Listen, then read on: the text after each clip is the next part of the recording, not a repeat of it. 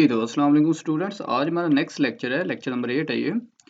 तो last lecture में, previous lecture में हमने ये कवर कर लिया था पीएन जंक्शन डायोड्स को, तो और पीएन जंक्शन डायोड के यूजेस भी हमने देखे थे। लेकिन आज जो हमारे इस लेक्चर में हमारा जो टारगेट है वो पीएन जंक्शन का जो फर्स्ट यूज था ना, कि पीएन जंक्शन डायोड को हम यूज करते हैं एज अ रेक्टिफायर के तौर पर। तो आज जो हमारा इस लेक्चर का मेन टारगेट है वो रेक्टिफायर है। आज हमने इसमें रेक्टिफायर्स को डिस्कस करना है और फिर उसकी टाइप्स को देखेंगे, और इसकी फर्स्ट टाइप को आज हम इस लेक्चर में कवर करेंगे। तो सबसे पहले देखते हैं कि रेक्टिफायर होता क्या है। तो देखिए, आप लोगों ने पहले ये पढ़ा हुआ है रेक्टिफायर्स के बारे में कि रेक्टिफायर क्या होता है। कि रेक्टिफायर जो होता है कि ये एसी को डीसी में कन्वर्ट करता है। यानी ये ऐसी डिवाइस होती है जो अल्टरनेटिंग करंट को डायरेक्ट करंट में क्या करती है, कन्वर्ट करती है। उसे हम क्या कहते हैं, रेक्टिफायर कहते हैं। इसी तरह अगर यहाँ पे डिस्कस करते जाएं कि रेक्टिफिकेशन क्या है, तो रेक्टिफिकेशन याद रखें कि रेक्टिफिकेशन वो प्रोसेस होता है, मतलब अगर रेक्टिफायर की बात करनी है तो रेक्टिफायर में आपने वर्ड डिवाइस यूज करना है, और रेक्टिफिकेशन को अगर आपने रेक्टिफिकेशन टर्म को देखना है तो आपने इसमें प्रोसेस टर्म को यूज करना है कि the process in which alternating current converted into direct current, तो उसे हम क्या कहते हैं, उससे रेक्टिफिकेशन कहते हैं। तो देखिए, रेक्टिफायर की डेफिनेशन आपके सामने ये मेंशन है कि जिसमें एसी को डीसी में कन्वर्ट किया जाता है, और यहाँ पे रेक्टिफिकेशन की डेफिनेशन भी आपके सामने मेंशन हुई है कि ये वो प्रोसेस है जिसमें एसी को डीसी में कन्वर्ट किया जाता है, उसे क्या कहते हैं, रेक्टिफायर कहते हैं। अच्छा, अब अगर इसकी टाइप को देखा जाए, ये चलें इसकी टाइप, इसकी इसको ना इसकी टाइप में डिस्कस करने से पहले दो चीजों को जरा देख लेते हैं कि अल्टरनेटिंग करंट क्या है और डायरेक्ट करंट क्या है। इसके बारे में रेक्टिफायर में आपको ये कंसेप्ट क्लियर होना चाहिए कि अल्टरनेटिंग करंट क्या है और डायरेक्ट करंट क्या है। तो सबसे पहले अल्टरनेटिंग करंट और डायरेक्ट करंट को देखते हैं। तो अल्टरनेटिंग करंट याद रखें, अल्टरनेट का मतलब होता है चेंज होना, यानी वो करंट जिसकी पोलैरिटी और डायरेक्शन कॉन्टिन्यूसली चेंज हो रही हो। पोलैरिटी और डायरेक्शन कॉन्टिन्यूसली चेंज हो रही हो। अब इसके मीनिंग क्या है, पोलैरिटी और डायरेक्शन के मतलब एक दफा पॉजिटिव साइकिल है और एक दफा नेगेटिव, फिर पॉजिटिव फिर नेगेटिव। तो ये जो करंट होता है ये हमारा कौन सा होता है, अल्टरनेटिंग करंट, जिसकी पोलैरिटी भी चेंज हो रही होती है और डायरेक्शन भी चेंज। देख लें, पोलैरिटी चेंज हो रही है, पॉजिटिव साइकिल, फिर यहाँ पे क्या आ रहा है, नेगेटिव साइकिल, फिर आगे इस तरह पॉजिटिव आएगा फिर नेगेटिव। तो टाइम की रिस्पेक्ट से जिसमें वेरिएशन आ रही हो, तो वो हमारा कौन सा कहलाता है, अल्टरनेटिंग करंट। और अगर डायरेक्ट करंट को डिफाइन करें तो डायरेक्ट करंट याद रखें, डायरेक्ट करंट क्या होता है, डायरेक्ट करंट वो करंट होता है जिसकी पोलैरिटी और डायरेक्शन जो होती है वो कॉन्टिन्यूसली चेंज नहीं होती। पोलैरिटी और डायरेक्शन कॉन्टिन्यूसली चेंज हो ही ना जिस करंट की, वो हमारा क्या कहलाता है, डीसी कहलाता है, डायरेक्ट करंट कहलाता है। अच्छा, इसको अगर फिगर में देखा जाए तो इसकी फिगर जरा देखें, ये देखें, ये हमेशा एक स्ट्रेट लाइन करंट होता है। ये जो स्ट्रेट लाइन होता है ये हमारा डायरेक्ट करंट होता है। और याद रखिए, ये प्योर डीसी की यही पहचान है कि इसकी जो सिंबल होता है वो एक स्ट्रेट लाइन में होता है, मतलब इसमें कोई साइकिल्स नहीं होते। डायरेक्ट करंट में साइकिल नहीं होते, अल्टरनेटिंग करंट में साइकिल्स होते हैं। क्लियर। अच्छा, तो डायरेक्ट करंट आप माइंड में रखिएगा, इसको स्टेडी करंट भी कहते हैं, इस तरह प्योर डीसी भी कहते हैं, जो बिल्कुल स्मूथ हो, तो वो हमारा डायरेक्ट करंट है। अब एक पल्सेटिंग करंट भी होता है। पल्सेटिंग डीसी जो होती है ये क्या होती है, अब ये देखिएगा कि पल्सेटिंग डीसी क्या है। पल्सेटिंग डीसी याद रखें, ये प्योर डीसी है। ये वाली स्ट्रेट लाइन करंट जो होता है ये प्योर डीसी होता है। पल्सेटिंग डीसी की जो स्ट्रेट लाइन करंट ना हो, जिसमें एसी के रिपल्स हो, जिसमें एसी के रिपल्स हो, एसी के कुछ अज्जा जो हैं वो प्रेजेंट हो, तो वो हमारा क्या कहलाता है, वो हमारा पल्सेटिंग डीसी कहलाता है। जिस तरह देखिए, ये फिगर में आपके सामने ये शो करवाया गया कि इसमें ये पॉजिटिव साइकिल ये प्रेजेंट है, ये वाले, ये देखिए, ये पॉजिटिव साइकिल आ रहे हैं, ये सारे पॉजिटिव साइकिल्स हैं।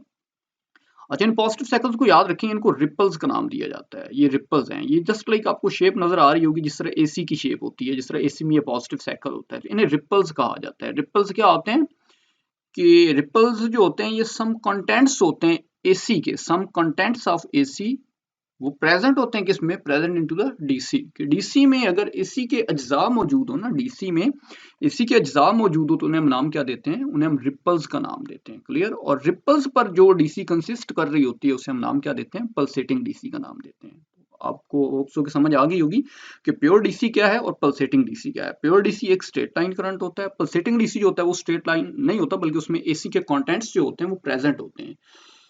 अब हम याद रखें, अब हम पल्सेटिंग डीसी से प्योर डीसी कैसे ऑब्टेन करते हैं। नेक्स्ट ये देखें, how we get pure DC, कि हम पल्सेटिंग डीसी से प्योर डीसी कैसे ऑब्टेन करते हैं। तो याद रखें, इसके लिए हमें फिल्ट्रेशन करनी पड़ती है। हम जो पल्सेटिंग डीसी है इसको फिल्टर करते हैं, इसको फिल्ट्रेशन प्रोसेस से पास करते हैं, देन जो है वो हम प्योर डीसी ऑब्टेन करते हैं। ये देखिए, जिस तरह आपके सामने ये पल्सेटिंग डीसी है, इधर देखिए इनपुट पे पल्सेटिंग डीसी है, फिल्टर में से वो पास कर रही है, क्लियर होगा, और देन क्या ऑब्टेन कर रहे हैं, प्योर डीसी, ये स्ट्रेट लाइन करंट जो है ये ऑब्टेन हो रहा है। अप्रोक्सीमेटली वो स्ट्रेट लाइन होता है, मतलब ये देखें, ये जो है ना, ये अप्रोक्सीमेटली, ये तो प्योर डीसी हो गया, और ये अप्रोक्सीमेटली स्ट्रेट लाइन हमें मिल रहा है। तो ये फिल्ट्रेशन है। लास्ट में हम देखेंगे कि फिल्टर होता क्या है, उसकी टाइप्स क्या है, वो भी मैं इस लेक्चर में इस एरिया को कवर करूंगा।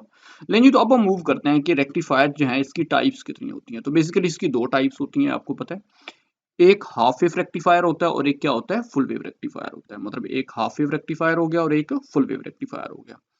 अच्छा, अब इंटर में तो आप लोगों ने इतना स्टडी किया होता है हाफ वेव और फुल वेव। अब याद रखें कि फुल वेव की भी फर्दर दो टाइप्स होती हैं। एक फुल वेव सेंटर टेप्ड होता है और एक फुल वेव ब्रिज रेक्टिफायर होता है। ये देख लें, जिस तरह आपके सामने मेंशन किया गया है कि एक full wave centre tap rectifier है और एक क्या है, फुल वेव ब्रिज रेक्टिफायर। तो हमने एक्चुअली इन तीनों जो ये थ्री टाइप्स आ रही हैं, इन तीनों को हमने इसमें डिस्कस करना है। हाफ वेव रेक्टिफायर को भी देखेंगे, फुल वेव सेंटर टेप को भी देखेंगे और फुल वेव ब्रिज को भी देखेंगे। चलो मैं यहाँ पे आपको थोड़ा सा हिंट देता चलूं। आपको पता है कि रेक्टिफायर के अंदर क्या चीज ऐसी लगी होती है जो ये कन्वर्जन कर रही होती है। तो मैंने आपको बताया था प्रीवियस लेक्चर में कि रेक्टिफायर के अंदर जो मेन चीज यूज हो रही होती है वो एक्चुअली डायोड्स होते हैं, पीएन जंक्शन डायोड होते हैं, जो ये सारा काम कर रहे होते हैं, एसी को डीसी में कन्वर्ट कर रहे होते हैं। अच्छा, आप माइंड में रखिएगा कि ये डायोड कितने लगे हुए होते हैं। हाफ वेव रेक्टिफायर में एक डायोड यूज होता है, सेंटर टेप में दो डायोड होते हैं और ब्रिज रेक्टिफायर में 4 डायोड होते हैं। हाफ वेव रेक्टिफायर में एक डायोड होता है, सेंटर टेप में दो डायोड होते हैं और ब्रिज में 4 डायोड लगे होते हैं। तो मतलब इसमें एक डायोड हो गया, इसमें दो डायोड हो गए और इसमें 4 डायोड लगे होते हैं। अब हम देखते हैं कि हाफ वेव रेक्टिफायर जो है वो हमारा क्या है। तो हाफ वेव रेक्टिफायर को स्टार्ट करते हैं। हाफ वेव रेक्टिफायर, नाम से भी पता चल रहा है हाफ वेव, यानी जिसकी आउटपुट पे हमें हाफ वेव मिले। क्या मतलब है कि मतलब जस्ट पॉजिटिव साइकिल मिले, नेगेटिव साइकिल ना मिले। मैं फिर रिपीट कर रहा हूँ। देखें, ये रेक्टिफायर ऐसा रेक्टिफायर होगा कि जिसकी इनपुट पे एसी होगी, अल्टरनेटिंग करंट होगा, इनपुट पे एसी होगी। अब एसी के अंदर तो दोनों साइकिल होने हैं, पॉजिटिव साइकिल भी होगा और नेगेटिव साइकिल भी होगा। तो इनपुट पे तो दोनों साइकिल हैं, लेकिन आउटपुट पे आपको सिर्फ एक साइकिल मिलेगा, यानी पॉजिटिव साइकिल मिलेगा, हाफ साइकिल मिलेगा। हाफ साइकिल मिल रहा है, इसलिए हाफ कह रहे हैं, हाफ वेव रेक्टिफायर। यानी ऐसा रेक्टिफायर जो इनपुट एसी सिग्नल जो है, कंप्लीट इनपुट एसी सिग्नल को कन्वर्ट करे हाफ वेव में, हाफ वेव पल्सेटिंग डीसी में। माइंड में रखिएगा, पल्सेटिंग डीसी मिलनी है, प्योर डीसी इस रेक्टिफायर से नहीं मिलेगी। तो एक ऐसा रेक्टिफायर जो कंप्लीट इनपुट एसी सिग्नल को हाफ वेव पल्सेटिंग डीसी में कन्वर्ट करता है, उसे हम नाम क्या देते हैं, हाफ वेव रेक्टिफायर। ये देखने डेफिनेशन में कि rectifier in which only half part of input AC converts into pulsating DC is called, यानी इनपुट एसी का सिर्फ हाफ पार्ट कन्वर्ट हो, उसे हम नाम क्या देते होते हैं, हाफ वेव रेक्टिफायर का नाम दे रहे होते हैं। ये इसकी एक और डेफिनेशन भी है। ये देख लें कि half wave rectifier allow current through the load, इसमें एक लोड रेजिस्टर लगा होगा, वो करंट को अलाउ करेगा सिर्फ वन हाफ साइकिल में, वन हाफ साइकिल में, यानी सिर्फ पॉजिटिव साइकिल में अलाउ करेगा, नेगेटिव साइकिल में वो अलाउ नहीं करेगा। तो ये तो इसकी डेफिनेशन होगी। मैं आपको यहाँ पे इसका थीम बताता चलूँ हाफ वेव रेक्टिफायर का। हाफ वेव रेक्टिफायर का थीम क्या है, आपने इस टॉपिक को किस तरह से इससे वाइंड अप करना है। तो माइंड में रखिएगा, आपने सबसे पहले तो डेफिनेशन करनी है। जो फर्स्ट स्टेप है हमारे, फर्स्ट स्टेप में डेफिनेशन होगी, सेकंड स्टेप में कंस्ट्रक्शन होगी, थर्ड स्टेप में वर्किंग होगी, क्लियर, फोर्थ स्टेप में इसकी वेव डायग्राम होगी, और फिफ्थ स्टेप में लास्ट पे आपने फिल्ट्रेशन प्रोसेस को थोड़ा बताना है। मैं फिर रिपीट कर रहा हूँ थीम में, first step definition, second step construction, third step इसकी वर्किंग, क्लियर, फोर्थ स्टेप जो है इसका, फोर्थ स्टेप में आपने क्या करना है वर्किंग के बाद, कि आपने इसकी वेव डायग्राम, और लास्ट पे फिफ्थ स्टेप में आपने फिल्ट्रेशन प्रोसेस को देखना है। तो फर्स्ट स्टेप हमारा डेफिनेशन को हो गया। अब मूव करते हैं कंस्ट्रक्शन पे।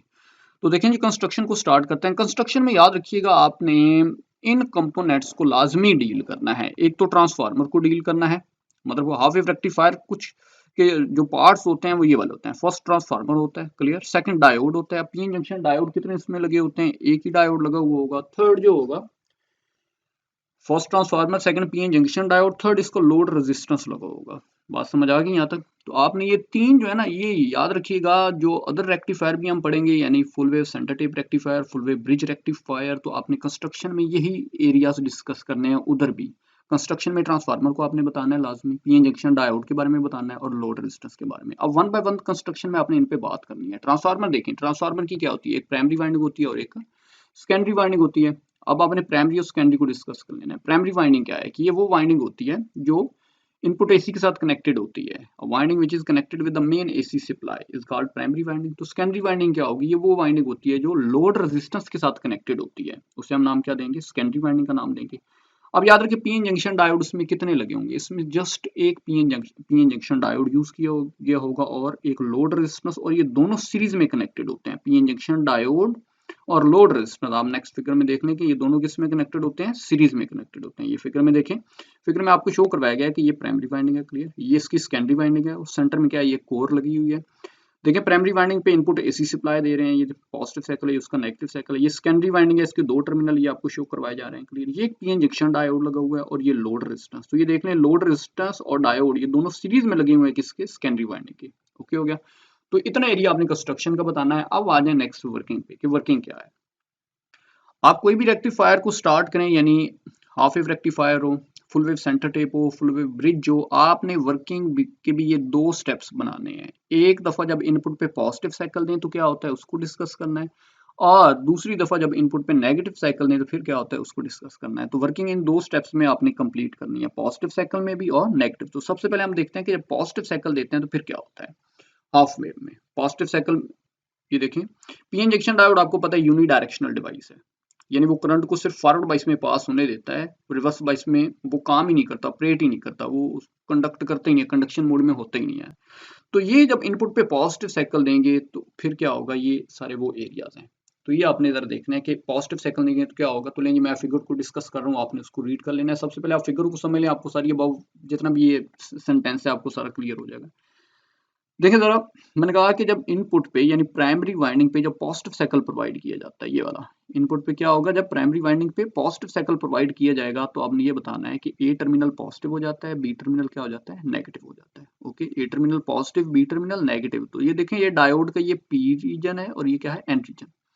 तो ये पी रीजन जो है ये किसके साथ कनेक्टेड है, ये पॉजिटिव टर्मिनल के साथ कनेक्टेड है। ये देखिए पी रीजन किसके साथ कनेक्टेड है, पॉजिटिव टर्मिनल के साथ, और एन रीजन किसके साथ कनेक्टेड है, इधर से नेगेटिव टर्मिनल के साथ। तो इट मींस पॉजिटिव पॉजिटिव के साथ और नेगेटिव नेगेटिव के साथ। तो डायोड क्या हो रहा है यहाँ पे, फॉरवर्ड बाइस हो रहा है। आपने यहाँ पे बड़ा क्लियर बताना है कि डायोड फॉरवर्ड बाइस हो रहा है। इट मींस डिप्लेशन लेयर की जो विड्थ है वो वहां पर क्या कर रही है, डिक्रीज कर रही है। आपको पता है फॉरवर्ड बाइस में डिप्लेशन लेयर की विड्थ क्या कर जाती है, डिक्रीज कर जाती है। पोटेंशियल बैरियर की हाइट भी क्या कर जाएगी, डिक्रीज कर जाएगी। तो इट मीन रेजिस्टेंस क्या हो जाएगी, रेजिस्टेंस मिनिमम हो जाएगी। तो करंट क्या फ्लो करेगा, मैक्सिमम करंट फ्लो करेगा।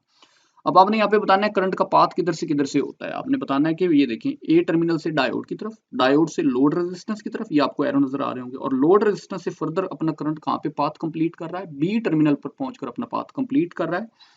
तो इतनी बातें आपने इसमें बतानी है। अब यही जो सेम सेंटेंस है ना, यही कॉपी पेस्ट किया गया है सेकंड नेगेटिव साइकिल में भी।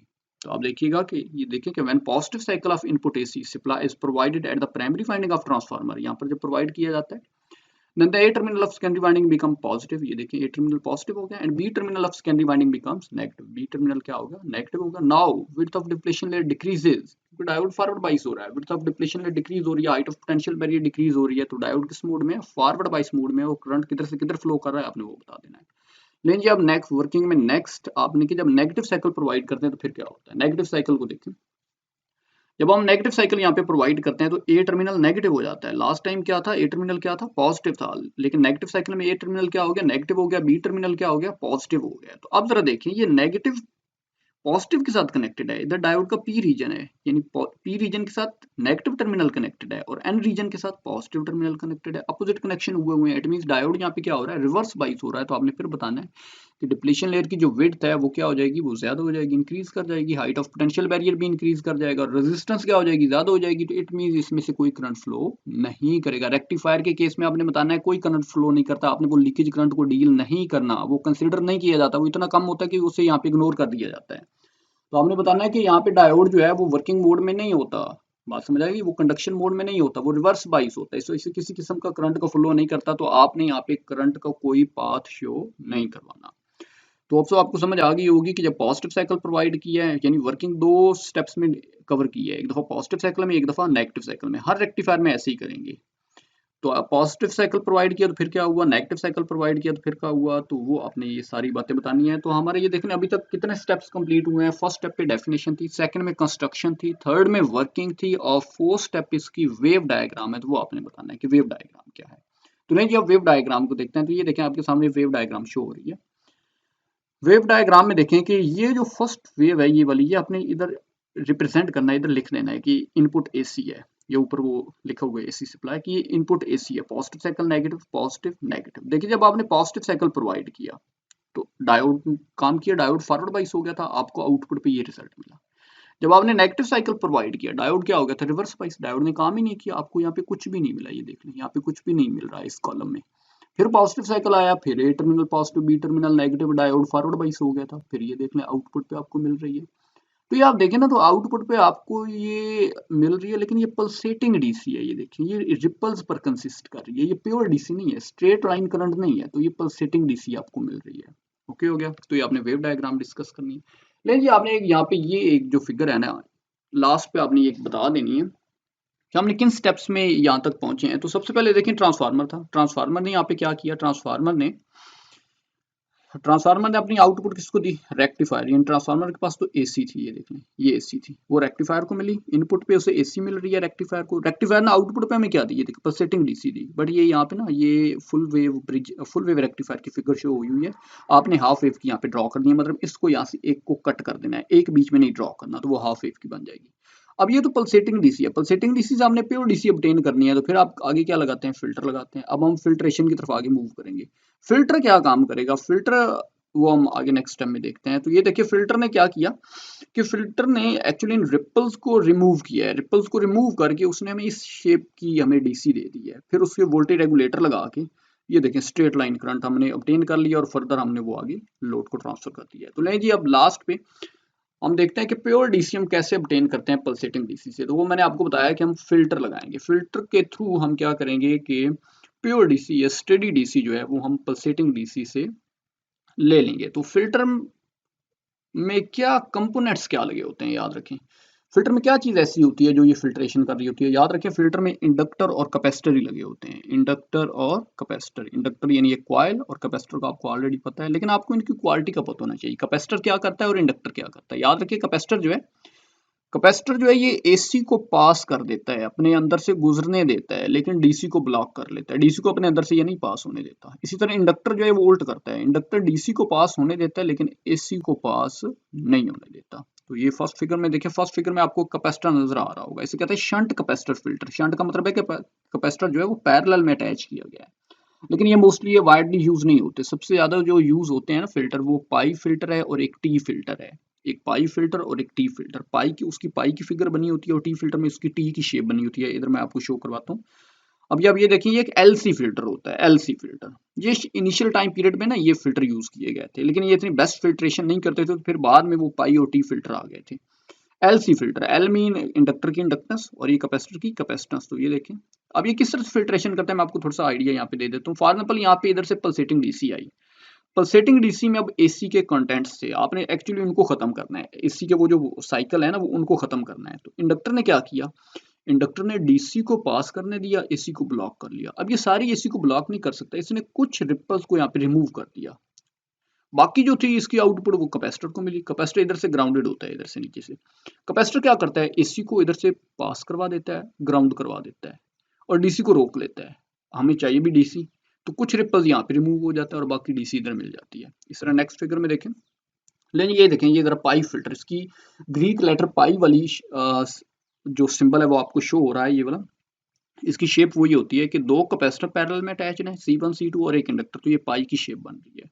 तो यहाँ पे भी इस तरह की फिल्ट्रेशन होती है। अगर इधर से आपको पल्सेटिंग डीसी मिल रही है तो ये क्या करेगा, कैपेसिटर एसी को पास करवा देगा, इधर से वो ग्राउंड कर देगा और डीसी ब्लॉक कर लेगा। वो डीसी इससे मिलेगी, कुछ उसमें एसी के कुछ अज्जा तो इसने खत्म कर दिए, बाकी थे वो क्या किया इसने डीसी को गुजरने दिया, एसी को रोक लिया, कुछ इसने खत्म कर दिए। फिर इस कैपेसिटर ने क्या किया, एसी को यहाँ से पास करवा के ग्राउंड करवा दिया, अर्थ करवा दिया, और बाकी डीसी इसने रोक ली। तो वो ऑलमोस्ट जो है वो अप्रोक्सीमेटली जो होती है ना वो स्ट्रेट लाइन बन चुकी होती है। तो ये फिल्ट्रेशन इस तरह करते हैं पाई फिल्टर। इस तरह ये देखें, ये आपके सामने एक टी फिल्टर शो हो रहा है, टी फिल्टर। इसकी शेप जो है वो टी वाली है, क्लियर। दो इंडक्टर यूज किए गए और एक कैपेसिटर। तो ये आपको पता है इधर से इनपुट वोल्टेज है और इधर से क्या है आउटपुट वोल्टेज। तो आपको इधर भी फिल्ट्रेशन की अब समझ आ गई होगी कि इंडक्टर क्या करेगा, इंडक्टर डीसी को गुजरने देगा, एसी को रोक लेगा, क्लियर। तो कुछ ये रिपल्स यहाँ पे रिमूव हो जाएंगी। इसी तरह कैपेसिटर क्या करेगा, कैपेसिटर एसी को पास करवा के ग्राउंड कर देगा, डीसी को रोक लेगा, कुछ रिपल्स इसने खत्म कर दिया, बाकी रिपल्स वो ये खत्म कर देता। तो आपको ऑलमोस्ट जो अप्रोक्सीमेटली प्योर डीसी यहाँ पे मिल जाती है। तो ये देखिए इस नेक्स्ट फिगर में लास्ट पे हाफ वेव रेक्टिफायर में अगर आपसे ये कहा जाए कि आप फिल्टर लगाएं तो आप कैसे लगाएंगे, यहाँ पे तो जस्ट एक कैपेसिटर लगाया गया, आप यहाँ पे प्रॉपर्टी फिल्टर अटैच कर सकते हैं, पाई फिल्टर अटैच कर सकते हैं, बस माइंड में रखिएगा लोड रेजिस्टेंस एंड पे लगाना है, यानी फिल्टर पहले लगाना है, लोड रेजिस्टेंस एंड पे लगाना है। देखिए इनपुट पे एसी दी जा रही है, आउटपुट पे देखें, आउटपुट पे ये जो डॉटेड फॉर्म में है ना, ये आपको बताया गया डीसी विदाउट कैपेसिटर है, विदाउट कैपेसिटर, यानी ये पल्सेटिंग डीसी है ये वाली, ये जो डॉटेड में है, और ये जो सॉलिड लाइन से ये शो करवाई जा रही है, ये जब आपने कैपेसिटर लगाया है यानी आपने फिल्टर लगाया है, तो उसके बाद ये देखो उसने रिपल इस तरह से रिमूव किए हैं कुछ, तो उसने ये शेप दी है। तो होप सो कि आपको समझ आ गया होगा लेक्चर। तो इस लेक्चर में हमने देखा कि रेक्टिफायर क्या है, उसकी टाइप क्या है, और उसकी फर्स्ट टाइप जो थी हाफ वेव रेक्टिफायर उसको हमने डिस्कस किया है, और उसके कुछ उसके बाद हमने उसकी फिल्ट्रेशन पे बात की कि फिल्ट्रेशन कैसे की जाती है। तो बस आपने थीम इसका याद रखना है, फर्स्ट पॉइंट पे क्या था डेफिनेशन, सेकंड में कंस्ट्रक्शन में ट्रांसफार्मर डील करना है, लोड रेजिस्टेंस डील करनी है, और number of P injection diode deal करने होते हैं कि एक लगा होता है। वर्किंग थर्ड स्टेप पे थी, वर्किंग में दो स्टेप डील करने होते हैं, एक दफ़ा पॉजिटिव साइकिल एक दफ़ा नेगेटिव साइकिल, फिर फोर्थ स्टेप पे वेव डायग्राम, और लास्ट में हमने किसको डील किया, फिल्ट्रेशन को। तो लें जी, लेक्चर हमारा वाइंड अप हुआ। ओके, अल्लाह हाफिज़।